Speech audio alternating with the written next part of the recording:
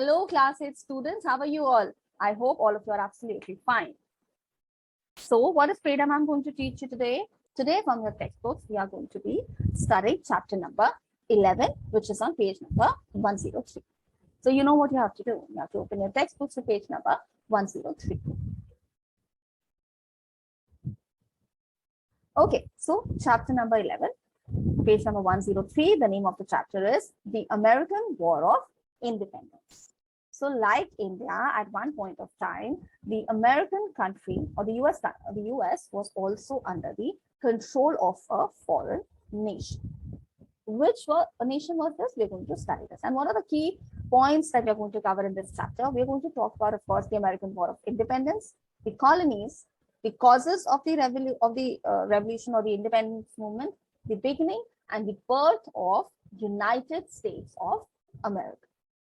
So let us start reading this interesting story about the American War of Independence. So the discovery of the Americas by Christopher Columbus had a great impact on the history of Europe and on the human race altogether.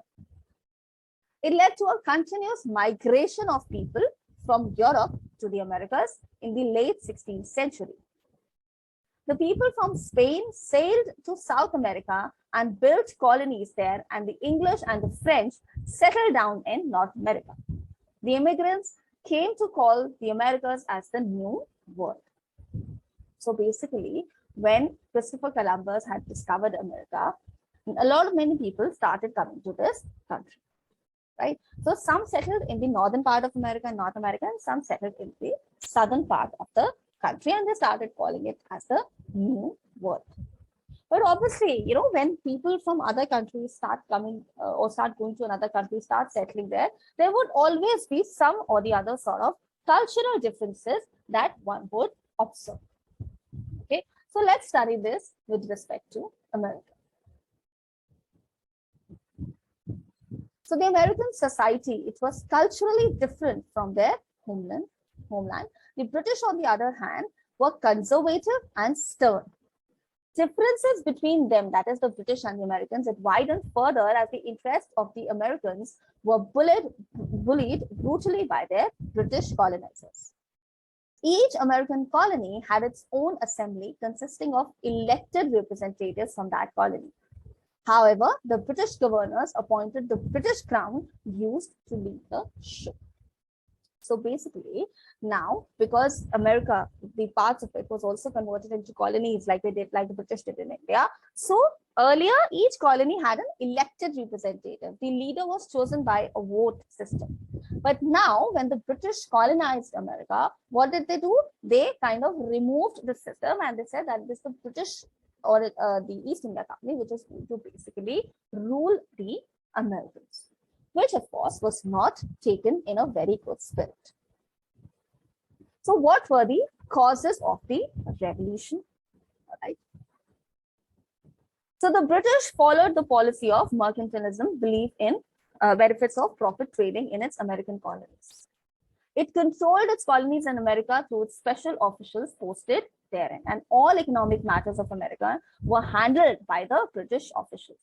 The British government also enacted some strict laws to pursue their policy of economic exploitation. So the colonies, on the other hand, opposed the British policy of mercantilism and trade restrictions. So basically, whatever, you know, the British did in India in terms of the economic exploitation, this was something that they had done in America much before, like following the policy of mercantilism, which was using trade for their own benefits. And of course, strict laws were passed that led to the economic exploitation of the Americans. Then the British Crown passed a series of navigation acts to control the trade of the American colonies. According to these acts, the colonies were allowed to use British ships only to carry their goods. The British government also appointed custom collectors to implement the Navigation Act. All right. So basically, now the sea trade was also controlled by the British. In 1763, the 7 Years' War between Great Britain and France ended with a great victory of England over French. Just after the war, Granville, the then Prime Minister of England, passed a series of acts to collect funds for the depleted English treasury that had been emptied during the 7 Years' War. So basically, now laws were passed to extract wealth from America. How did the Americans react to this? So now we're going to talk about acts which affected the interest of the American colonies. So the Proclamation of 1763 to forbid the American colonists from purchasing lands beyond the Appalachian Mountains.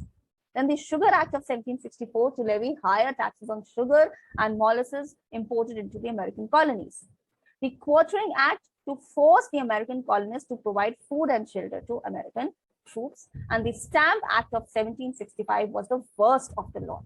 It insisted that the American colonies would have to pay a tax to Great Britain for all the printed materials they used, such as newspapers, magazines, and even playing cards. So imagine whatever was in print form, there was tax on that as well. And who was enjoying the benefits of this tax? The British. The colonists opposed the Stamp Act, that is, the Americans. They raised the slogan, no taxation without representation. So they said that unless and until you give us some political rights, some political representation, we would not pay any tax. The colonists insisted that since Americans were not given the opportunity to be represented in the English Parliament, the British government had no right to impose taxes on them. Fearing a mutiny, the Stamp Act was finally repealed. That is, it was removed. The American revolutionaries were also greatly influenced by some European political thinkers like John Locke, Voltaire, and Rousseau. And these thinkers were of the opinion that the right to govern a nation should be on the basis of consent of the governed. That is, whoever is ruling the nation, it should be on the consent of the citizens. That means those who are ruling should be elected. This clearly showed that the American colonists wanted to throw the British government's representatives out of their land and free America from the clutch of the British. Moreover, they wanted to form their own government in America through elected representatives. Now, when we studied about Indian War of Independence, and when we talked about the Great Uprising of 1857, we understood or we saw that it was a failure. It did not achieve its motive. However, whenever we talk about the American Revolution, we find that the Americans, whatever movement they started, to a large extent, they were successful in all of these. Successful to such an extent that the British decided to repeal certain laws like the Stamp Tax Act. Now, why was this? This was mainly because of one reason. And what was that? Or one factor, that the Americans were united in their minds from the very first day. That is, they all had a common goal. However, when we talk about the revolt of 1857, the idea of the common goal never really came into the minds of the revolutionaries.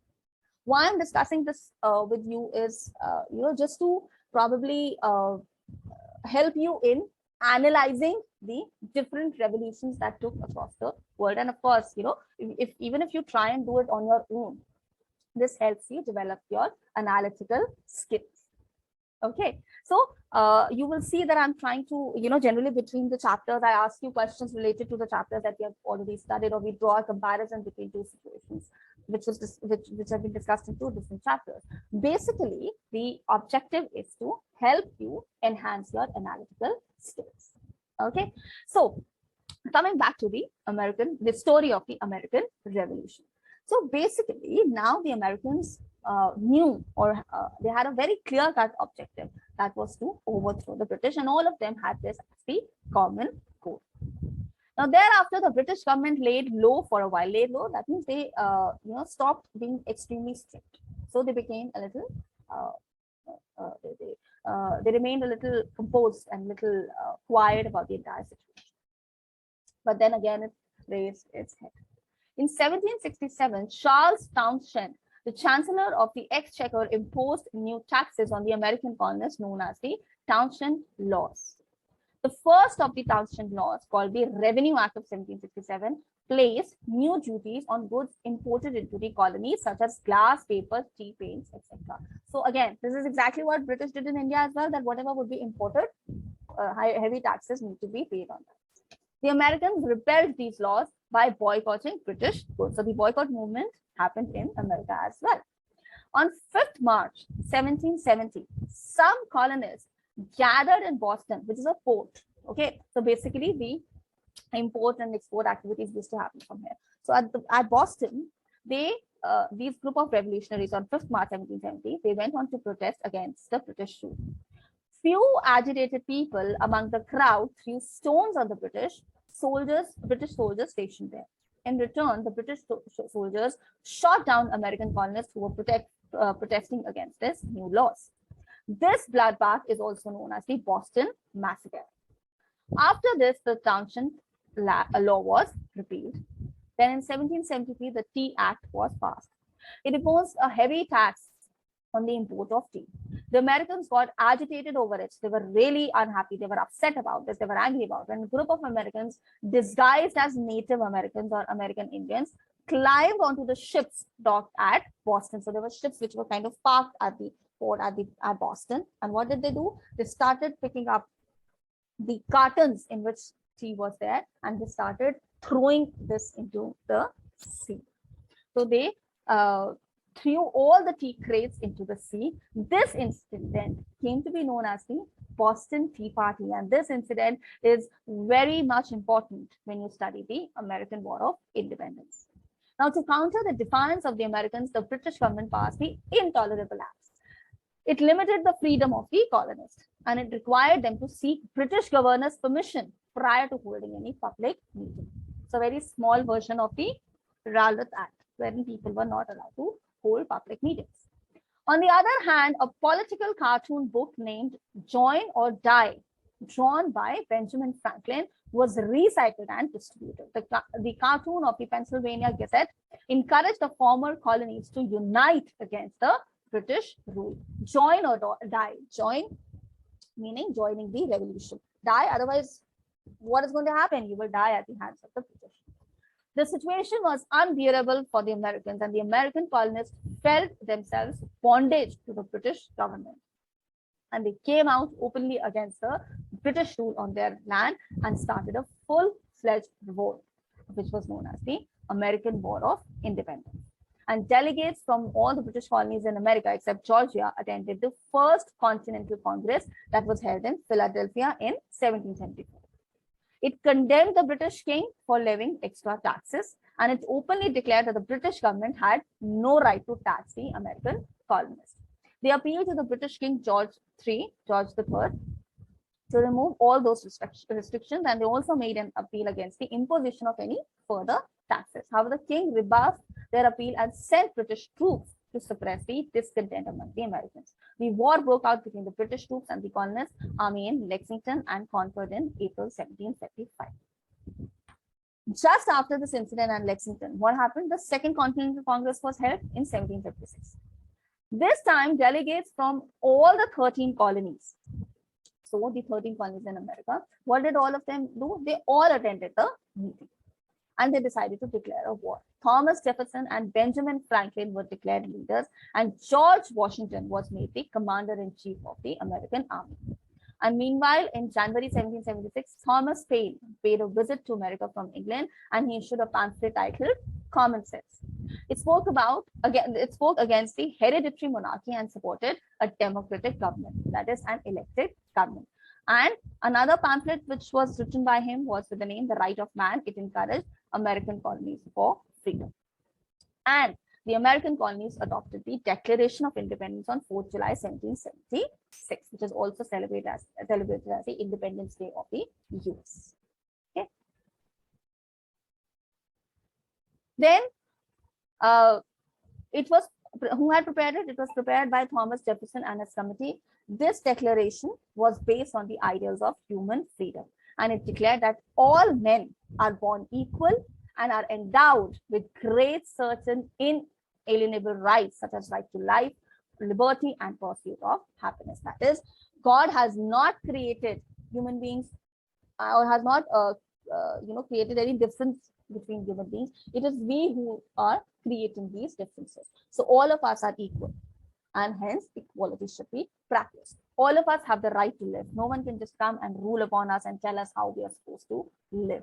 All of us should be free, should have the liberty to probably form the society, choose our representatives, and pursuit of happiness. And this is what the Declaration of Independence said.